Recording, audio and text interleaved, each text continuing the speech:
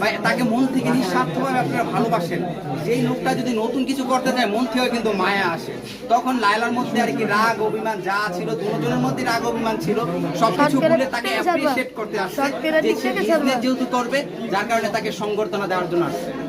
আচ্ছা, এইবার আসি আপনার মধ্যে। আজকে এই যে বিডি ইমরান নামে আপনিও কিন্তু একটা সেলিব্রিটি মানুষ, তো এই বিষয়ে আপনার কিভাবে হয়েছেন এই যদি একটু বলতেন। আমি অ্যাকচুয়ালি হচ্ছে আমি কঠোর পরিশ্রম করেছি, কঠোর অধ্যবসায় করেছি, কারণ আমাকে নিয়ে অনেক সমালোচনা হচ্ছে যে একজন টিকটকার কিভাবে মানুষকে হেল্প করে বা তার এত বড় একটা ফ্যান পেজ কিভাবে হয়েছে।